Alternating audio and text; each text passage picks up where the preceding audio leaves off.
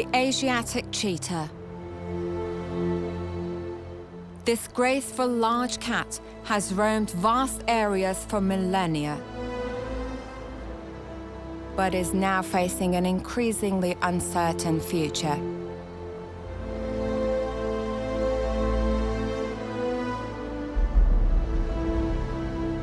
The habitat of the Asiatic cheetah once extended from the Mediterranean coast all the way to India.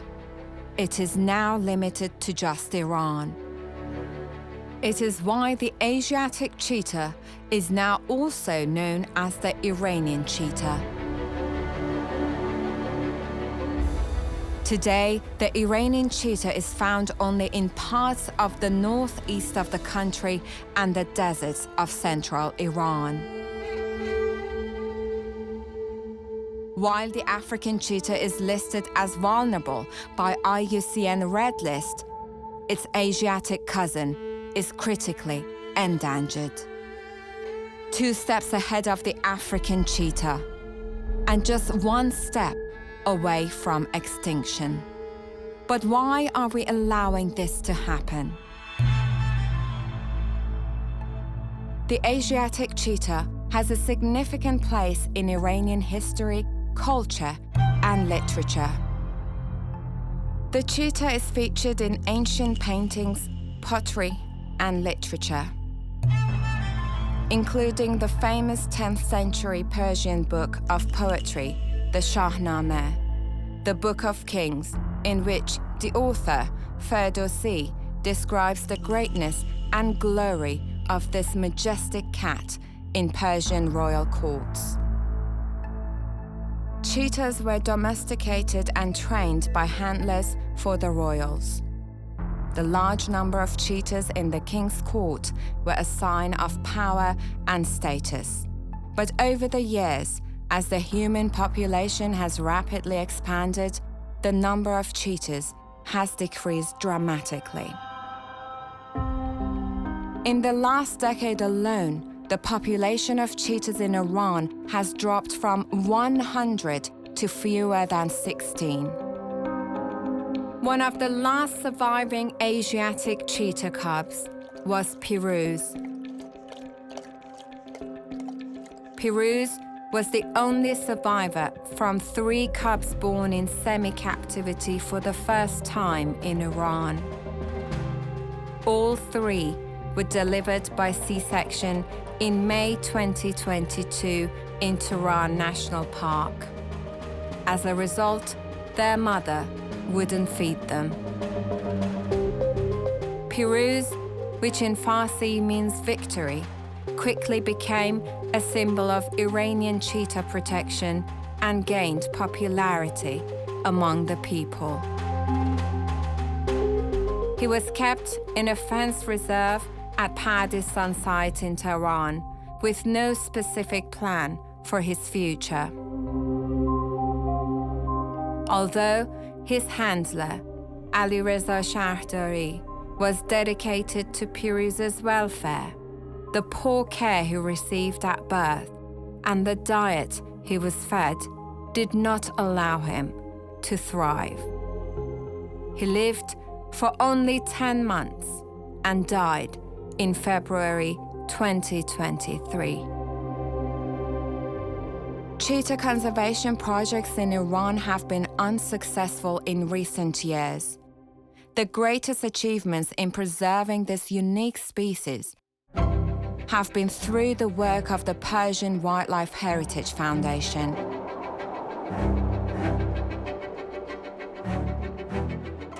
This organization always worked collaboratively and with the oversight of the Iranian government's Department of the Environment.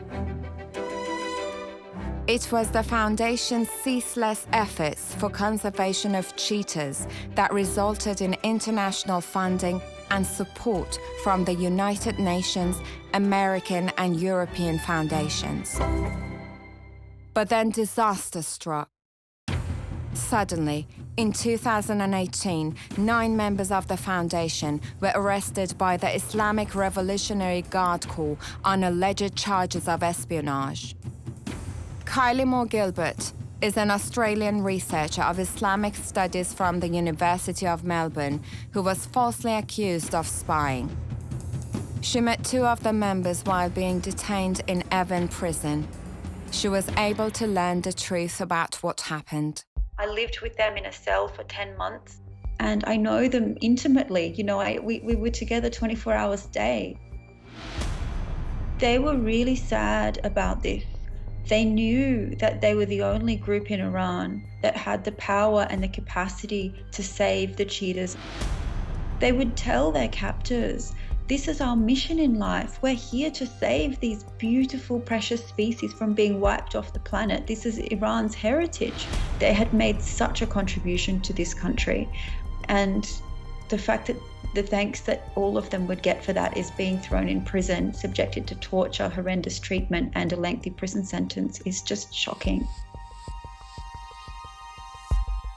One of the founding members of the foundation, Kavus Sayed Amami, died in prison just 2 weeks after being detained. His colleagues, who were arrested with him, still languish in jail. I think perhaps because of his death and Sepah's interest in covering it up, they really escalated the case against all of them, concocted this utterly insane story, you know, involving cheetahs being used as spy proxies, and claimed that there was this massive conspiracy at the hands of the CIA and the Mossad to use Iran's environmental protection programs to spy on the Revolutionary Guard's missile launching facilities. As an environmental activist, I was thrilled when Iran's national football team decided to highlight the critical situation of the Asiatic cheetah at the 2014 World Cup by wearing a cheetah print on their kit. It proved popular among fans who quickly nicknamed their team the Cheetahs. The players went on to sport a similar print on their football kit at the 2018 World Cup, but this time, the graphic design was fainter than before. It was ironic because with each passing year, the Asiatic cheetah's footprints were also fast fading from Iran. Is there still time to save the Asiatic cheetah? Or will the national football team soon be the last remaining cheetahs in Iran in all but name?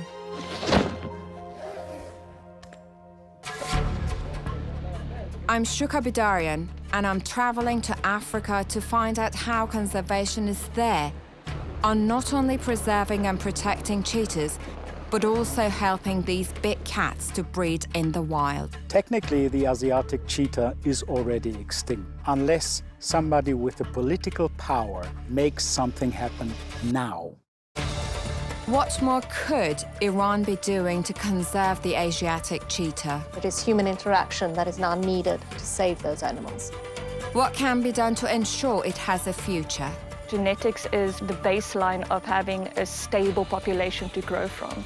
And why is cheetah conservation thriving in Africa, but not in Iran? Hopefully very shortly we will see some cubs come from this. Join me on my journey to discover how there is still hope to save the Asiatic cheetah from extinction.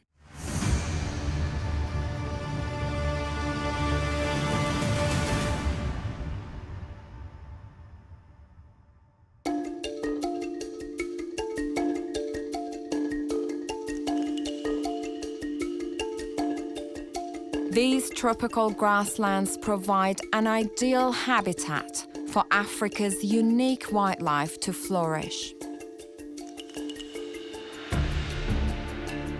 Even though it is only spring, peak daytime temperatures can climb to nearly 40 degrees Celsius.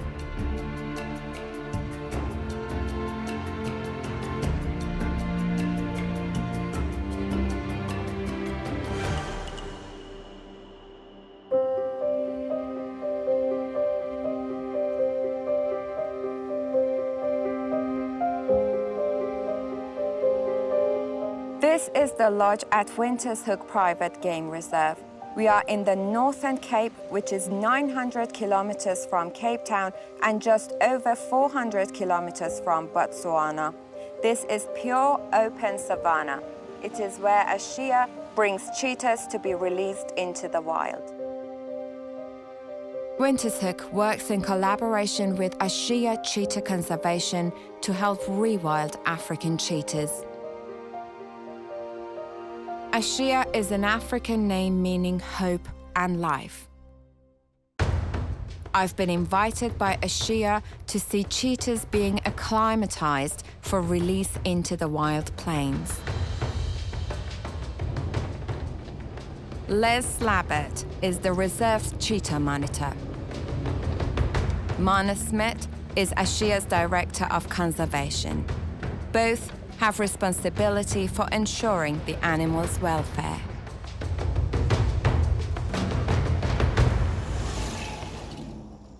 Mana, so the pre-release camp, it's the stage after Asia Center. Can you tell us more about it? We are standing right next to the first step once they enter the pre-release section. And cats will stay in there for 3 to 4 weeks, and they need to acclimatize to the new environment, to the people, to the vehicles, to the type of food, and any parasites that they might have as well. Once that's been covered, once the team on the ground, we've got cheetah monitors here that monitor all the cats. They are happy to release the cats. They will enter the 250-hectare section that's supplemented with prey. And how do you track them? They have collars on, so it's a combination of GPS and VHF. One is a radio tracking and one is via satellites. And this helps the cheetah monitor to track them daily, to check on their health, to check on their behavior and their fitness. And it's a good way for us to just continue monitoring, making sure that they do well in this pre-release section. We are now going to find cheetahs that are living in a specific area of the reserve before their full release into the wild.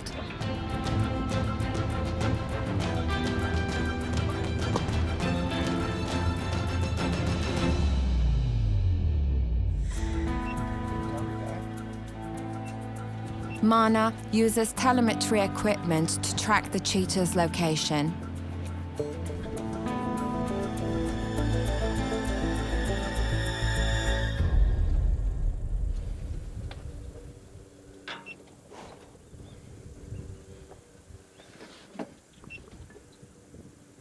Oh, you think right up their head? Yeah. Mana and Les asked me to stay in the car while they're out trying to get a good visual of the cheetahs they are tracking. Each cheetah has a neck collar fitted with a GPS transmitter. However, locating them in the wild is not easy. Cheetahs are naturally roaming by nature and constantly on the move. Once Mana and Les are certain the 4 cheetahs are in one location, they allow me to join them. Did you find 4 of them, yeah.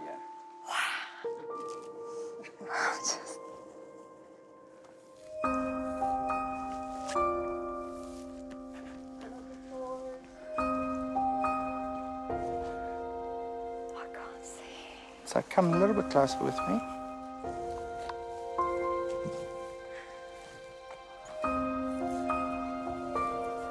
Oh yes, oh my God.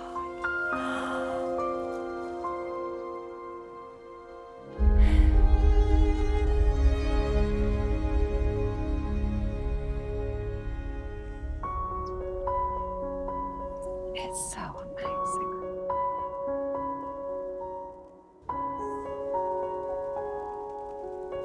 Can I come? Come.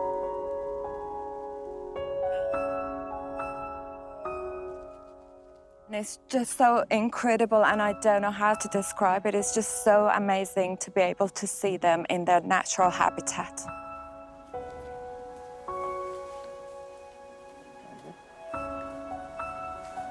Let's see if we can get another view from that side as well. I just want to have another good look at them. They're brothers. All arrived at the reserve 7 months ago, and they're adapting well to conditions on the reserve. In this area, we don't have any predators, so they might be a little bit vigilant, but not as vigilant as we want them to be. Right. And that forms part of the phased releases. Although we can't put predators in here, we can take the stresses away from their next release point. Right. There they will learn to adjust to predators and become even more vigilant. So it's not just a matter of they need to be able to hunt. They need to be able to consistently hunt with no additional help or support from anybody on the ground. When a cheetah pants, it is a sign it has successfully hunted and eaten. Have there been incidents or cases where cheetahs weren't successful and then you had to basically bring them back a step? We've made the decision early on that it needs to be a success, and we'll do whatever we can to make it a success, but at no point will we put cats back into captivity.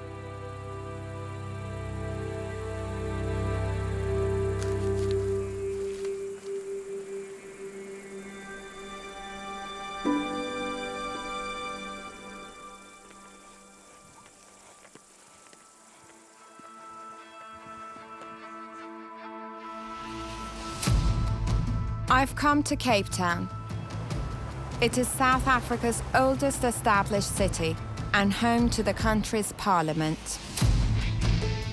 I'm standing in front of the South African Parliament, where less than a year ago, this report on the current status of African cheetahs was prepared. The report examines the management of South Africa's cheetah population based on previous research into the threats and opportunities for preserving the species.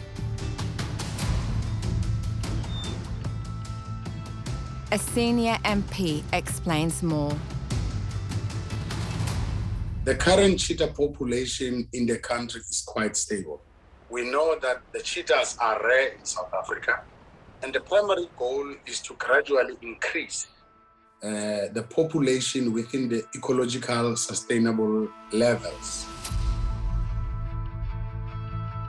The overall plan here is to also help in promoting the expansion of the cheetah population where the financial and geographical scope exists. And we are looking forward to the finalization of the biodiversity management plan for cheetahs to ensure that all cheetahs kept in captive breeding facilities are individually identifiable. Wildlife is not the responsibility of government. It's neither the responsibility of the private NGOs, NPO, etc.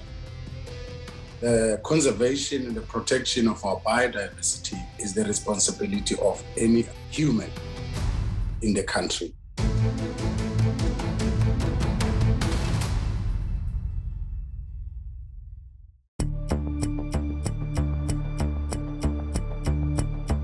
I've come to Asia's headquarters in Paarl, where the project to rewild cheetahs was established in 2016.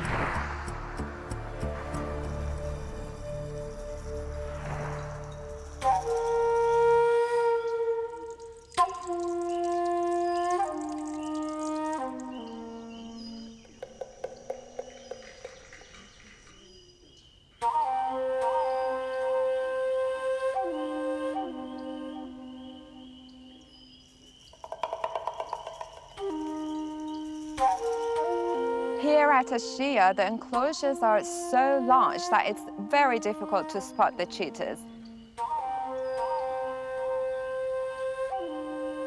And of course, they're very good at hiding.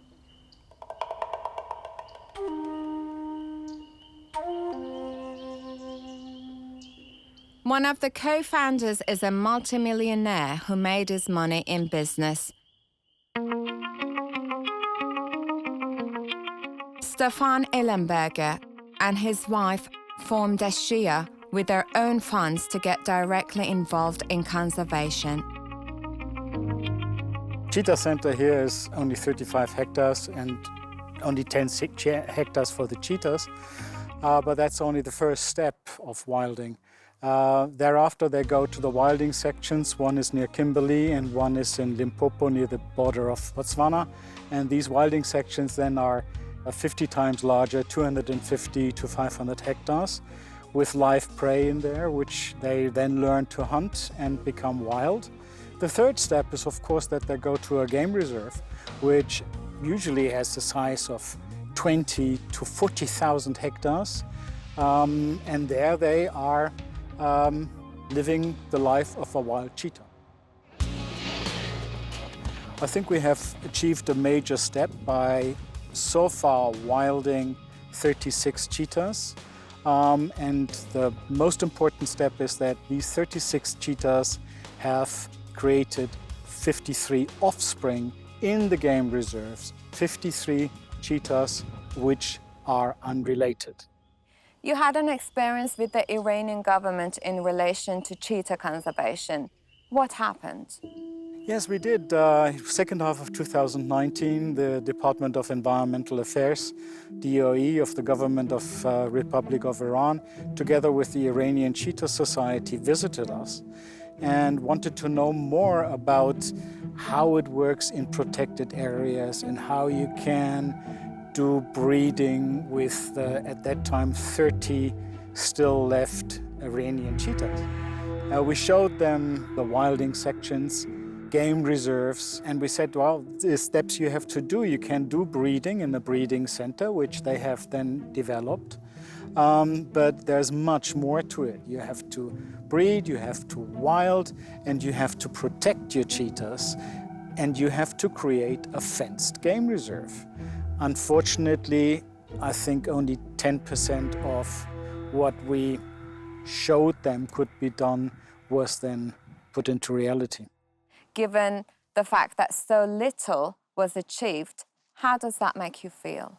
It makes you feel a bit depressive because you give them a recipe how it could be done and there's no follow through. But I think the real problem is that in Iran there is not a person in power standing behind it. It's very nice to have it on the T-shirts of the soccer players, and it's very nice. It's just showing that we are interested in a cheetah, but there is not any political will behind it. Do you think there is still hope for the Asiatic cheetah? Well, there's always hope, but the question, is it realistic to save the species? Technically, the species is already extinct. It is a question of acting now, not tomorrow, now. Despite this, Stefan believes there is still a path to save the Asiatic cheetah. Well, the first step, I think, should be done: catch as many as you can, build as quickly as you can a fenced nature reserve, stock it with prey so that they are safe from roadkill. Then with only 12, 13, 14 or whatever the low number is, you will immediately create inbreeding, and there must be a solution for it. So you can only produce Acinonyx venaticus in a larger number with surrogate mothers. But this is not the only dark point in Iranian politics. The Iranian authorities not only failed to implement most of Ashiya's recommendations, they also did not listen to other leading cheetah experts. To find out more about how Ashiya prepares captive bred cheetahs for the wild, I'm going to talk with Mana. Just being a permanent home for permanent cats that can't be released, such as genetic problems or old age or fertility as well. We also have housing for the cats that we are putting through our phased release technique. When they do come to the Shia Center, we ensure that they are fit. Our focus is on increasing that fitness. They will be hunting for themselves, and they need to work up that muscle strength. Along with the fitness also comes just natural health.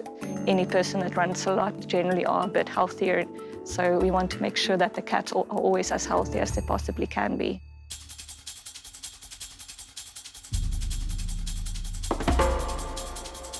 Ashiya ensures that only cheetahs with the best genes enter the rewilding program. Cheetah cubs are reared by their mother for a year before they are brought here. And this nurture preserves their basic wild instincts. Contact with humans is also kept to a minimum because this makes their release into the wild easier.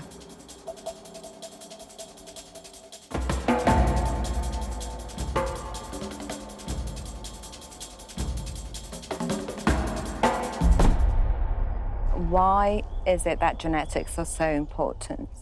In our view, genetics is very much the baseline of having a stable population to grow from. If they don't have good genetics, if there's too much inbreeding happening, you have the opportunity of everything just imploding. And what we are doing different is we are looking for a lot more markers within the genetics. So we're doing it through a bit more scientific and advanced technology. As years pass, that technology, of course, increases and gets better. So what we are now doing is looking for markers that would inform us on relatedness across generations. So we are looking at a much bigger variety of cheetahs. Together in that, we're putting captive genetics, we're putting genetics from the free-roaming cheetah that are outside of reserves and naturally crossing the borders between South Africa and Namibia. And we're also looking at the cheetahs that are within the reserve, which we refer to as the meta-population. Ashia collaborates with other organizations, including Cheetah Outreach Trust. This includes financial support for the protection of free-roaming cheetahs that live around South Africa's border with Namibia, Botswana, Zimbabwe, and Mozambique. One of the Ashia's main values is that we don't necessarily believe in any interaction or human interaction with our cheetahs. Even the permanent cats we don't overly interact with. The line is drawn where I believe what is a husbandry level and what is not a husbandry level of need for the cats. If I can care for the cats without interacting with them, then that is the path that I will follow. With the cats that are part of the phased release program, there's absolutely no interaction. The only time where they will see people is when we are feeding them or when we are cleaning their enclosures, and those two things we combine.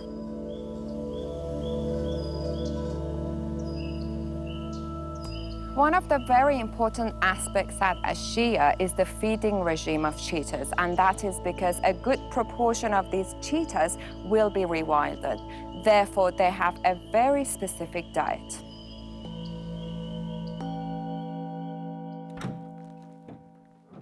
Hi, Kate. Hi. Kate Lindup, Ashia's assistant director, is preparing the food for cheetahs. The food has to be measured and weighed based on each individual's needs. Tell us a bit about the feeding regime for cheetahs. So I'm actually just busy finishing the meat preparations. The cats are eating blessed buck today. So we feed skin on, bone, organs, absolutely everything. We feed a game-only diet. It best mimics their natural diet in the wild. So would you like to go and feed the cats? Absolutely.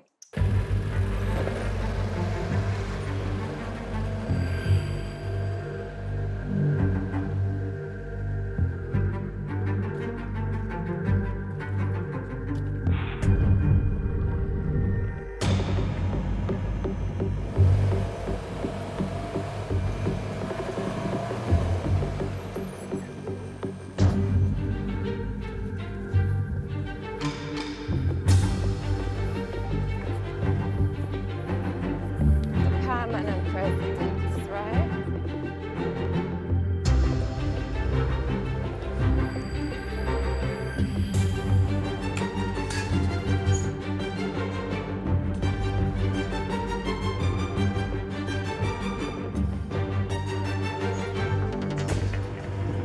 The cheetah's unique diet prepares them for hunting prey in the wild. They do not let any of their food go to waste.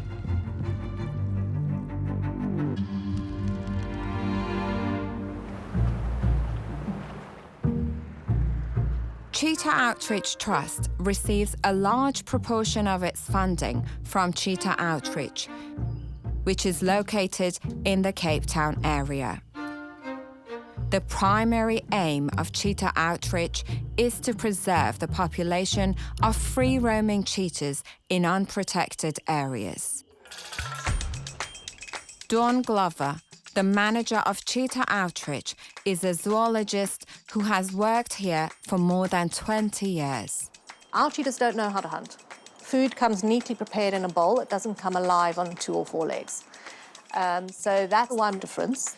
They also don't have necessarily an instinctual fear of other predators. In the wild, the mother teaches the cubs to avoid other big predators like lion, leopard, baboon, hyena. Whereas here, they've been raised by predators, they're comfortable in that environment, they don't necessarily know something like a lion or a leopard or hyena is dangerous to them.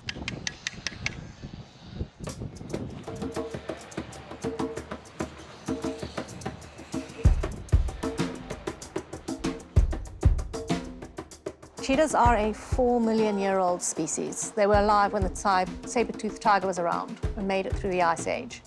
They are highly specialized to run. They are the fastest animal on land. They can run up to 110 kilometers an hour. And everything about the body is specialized for running. It is early morning, and Cheetah Outreach is preparing to exercise its cheetahs, as they do every day. But before they run, the ground needs to be prepared for the cats.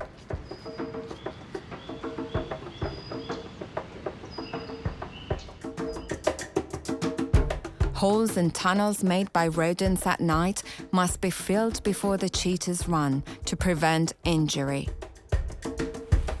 Despite being powerful, these animals can easily break a leg if they land awkwardly and at high speed. It is also necessary to get rid of spiky weeds, which can cause infection and inflammation if the cheetahs run over them.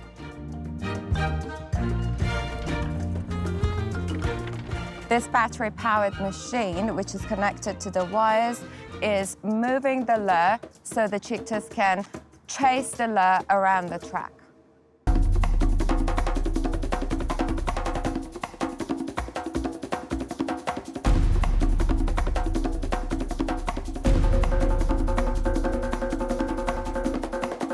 Get these cheetahs to run sometimes could be very difficult because they're just lazy and they just want to sit around.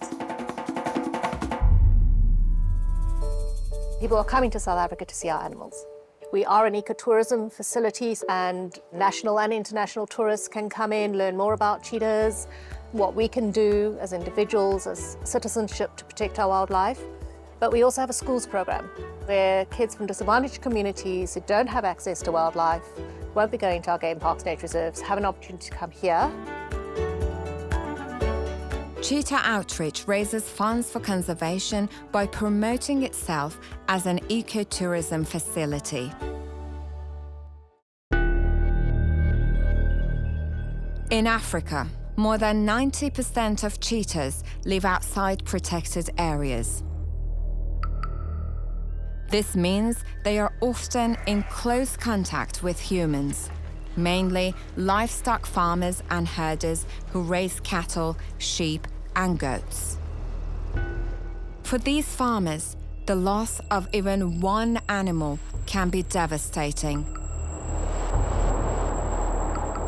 Therefore, natural predators like cheetahs are considered a threat to their livelihood. The dogs have been used in Turkey for over 5,000 years to protect livestock from bears and wolves. It's an instinct. So we've introduced the Anatolian livestock guarding dog to the South African farmer. We breed them, we place up to 20 puppies a year on cheetah-ranged farmland to protect the farmer's livestock, because then there's no reason for him to go out, shoot, poison, trap the predators on his land, and through that, we then increase safe habitat for the cheetah. You don't need to train them like you would train an Alsatian or a Rottweiler to be a guard dog. They have all the natural instincts to guard and look after and deter the predator from the livestock. You just need to steer that behavior and those instincts a little bit. So we do monitor those puppies monthly for a year. For a predator, a herd of goats or sheep is literally a fast food drive-through. It is the easiest kill out here. You wander up and take one. By putting the dog in with the herd, the dog's behavior, barking, growling, being a big predator that's willing to fight, the constant movement, makes it a very hard kill. It makes it that 5-star restaurant you have had to pre-book, you've had to put on makeup and high heels. Conflict with livestock farmers is the primary reason for the loss of Asiatic cheetahs. In Iran, Turan Biosphere Reserve is one of the habitats most affected by this livestock crisis. The presence of cattle and shepherd dogs are a serious threat to the survival of cheetahs in Iran. To prevent cheetahs attacking livestock, farmers proactively kill them. This is usually done using packs of shepherd dogs to attack cheetahs and kill their cubs. Currently, there are nearly 75,000 farm animals in Turan region and another 15,000 in Miandasht region. When the Persian Heritage Wildlife Foundation was operating, its Cheetah Forever campaign removed nearly 5,500 illegal farm animals from Turan National Park. Some wildlife experts and environmental activists believe that direct human interaction with wildlife is not helpful for cheetah conservation. Cheetah Outreach, however, believes that human contact, when managed selectively, helps to educate and raise awareness for the threats facing cheetahs. They use what they call ambassador cheetahs to achieve this. An ambassador cheetah is a born in captivity hand-raised cat whose job is to raise awareness and get people involved in conservation. They are the ambassadors for their wild cousins. So having them here for people to connect with is very important because that passes on then to their wild cousins. So they are the representation of their species to form that emotional bond and hopefully then lead to the conservation of the free-roaming cheetah, which are best suited for the wild. And this is the opportunity to learn more about the cat, just watch him in natural behaviors, if he wants to scent mark, drink water, whatever. And then we ask him to come and approach, get up onto the box so people can then stroke and then have that encounter and that engagement with him. And it's always his choice. Right. So if he does not want to get up, there's nothing that's going to make him get up. It is a cat. Welcome to come here, one knee up, one knee down. And a nice fur stroke down his back. And that is a purr. You can come closer. Honestly, come near. And see how handy handlers are. They provide nice pillows. And as I said with the badgered foxes, for a predator to go to sleep while other predators are around them shows a huge amount of trust. Although South Africa is one of the most successful countries for breeding cheetahs in captivity, many experts believe that captive breeding should be considered as a last resort when attempting to preserve an endangered species. I spoke with Professor Sarah Durant, one of the world's leading cheetah experts. Sarah is directly involved with conservation research and projects in Africa. Breeding as a solution to the species is challenging and it's a high-risk strategy for cheetahs. Even with really good facilities that have a lot of practice, they still will not get all their females to breed, for example. A certain proportion of females will never breed in captivity. It is much better and much safer to adopt in situ conservation interventions for cheetahs in the wild when they're down to very small populations. What is needed for cheetah conservation is to protect them in the wild first and foremost. There's been some criticisms by activists about interacting with wild animals in captivity for tourism purposes. How do you view that, and what is your response to that? Our animals are born in captivity, they are hand-raised, they have a very strong bond with people. 25 years of raising awareness, educating learners who otherwise have no clue what's going on with our wildlife, raising funds for the trust for the free-roaming cheetah, all started with a touch. That interaction, that emotional connection is life-changing. It shouldn't be interactions are bad. It should be permitted and controlled. Is that animal happy? That should all be monitored, which we do here. Up to 80% of the money or the funding or the in-kind donations that the trust worked off of to do that conservation work with wild cheetah came from this facility.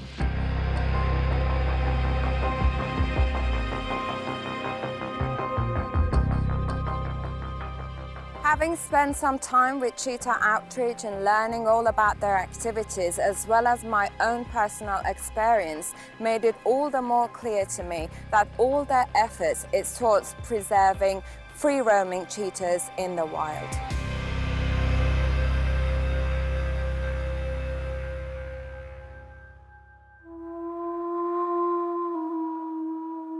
Early morning at Winters Hook Reserve. I've returned to visit cheetahs now living wild in the savannah.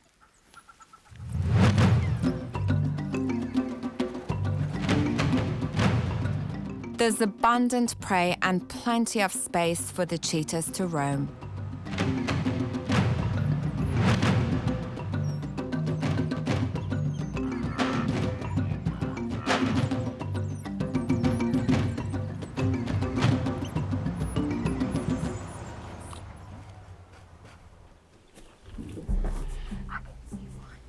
Hello, my big boy. Let's go back to 25. Just to the right-hand side of that branch is a green bush. Look through that green bush, you'll see him looking at you. I've got that flat ear, look at this. Oh, hello. Kai is watching us closely from behind the bushes. Lizuko is sitting on the other side. These two cheetahs that we've just found, they've been living here in the wild for more than a year now. They're pretending they haven't noticed us, but they're totally aware of our presence. While we're still looking at them, something unexpected happens. Oh, he's walking, he's walking. Kai decides to approach us. Okay, just don't do anything. Don't move, don't try and touch. I'm standing only 1 meter away from Kai. It was just... Look at this. Kai comes to our vehicle and starts smelling and sniffing around the front wheel. After a while, he decides to lay in front of the car.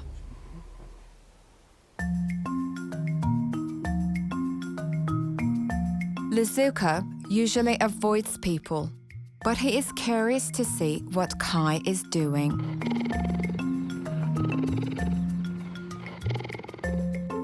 After watching Kai, he leaves the bushes and comes closer.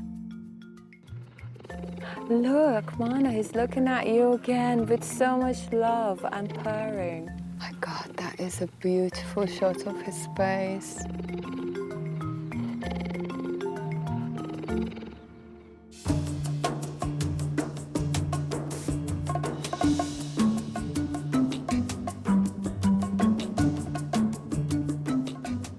After a while, Kai joins Lizuko.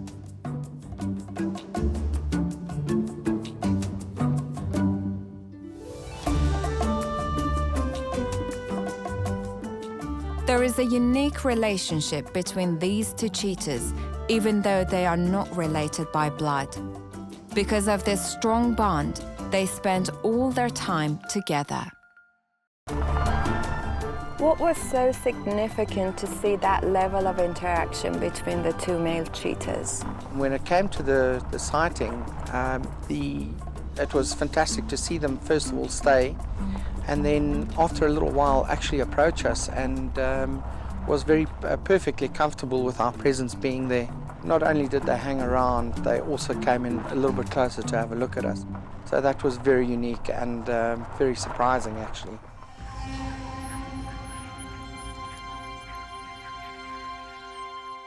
Winterset Nature Reserve is located a short distance from the road that connects this area with the city of Kimberley. Because of this, the reserve's perimeter is fenced to prevent cheetahs wandering onto the road and being killed by passing traffic. The most overarching cause of decline of cheetahs across Africa and across Asia is the loss of habitat.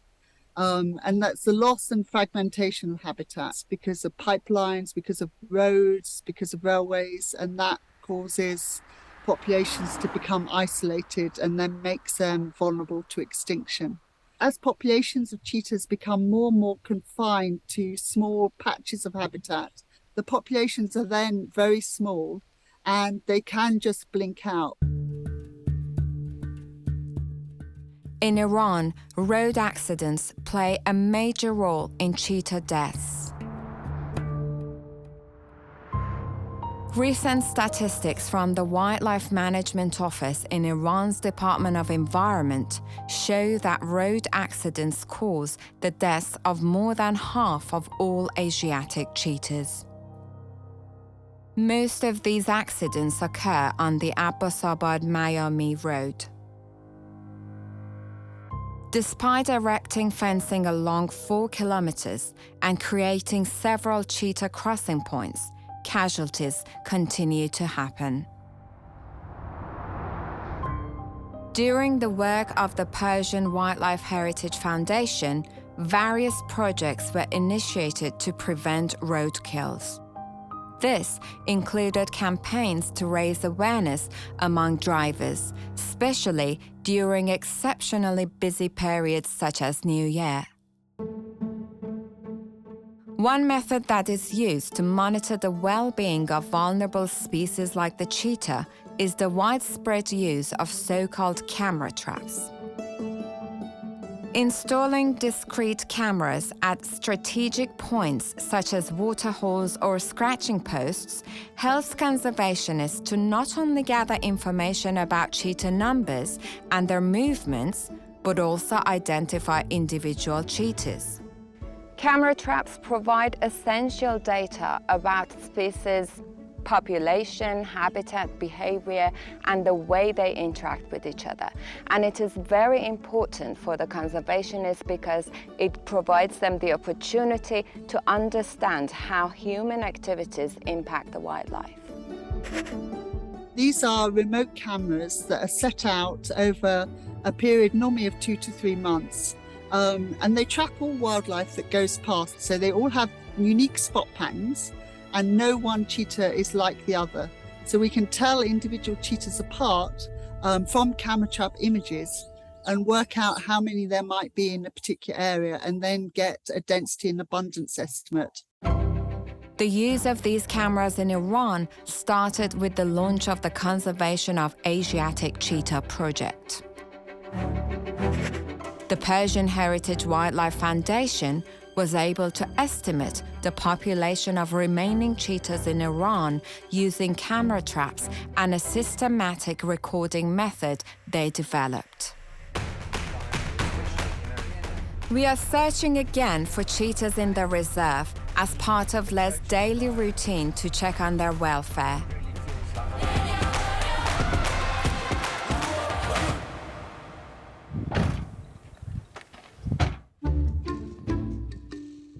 We've tracked 2 cheetahs. Very soon, we noticed 2 familiar faces, Kai and Luzuka. Both have now moved to this new location, but they are not alone. There's another cheetah with them, Elena. the only female cheetah on the Winters Hook Reserve. It is really a good sign to see them together. Female cheetahs are normally only in the company of males when they are mating. Reproduction and increasing the number of cheetahs is Ashia's primary goal. Seeing Lazuka and Kai and Eleanor together was really exciting. Hopefully very shortly we will see some cubs come from this get-together of theirs. And you know, that will complete the final steps in the whole process of them getting back into the wild is cubs and giving us hope for the future for the species.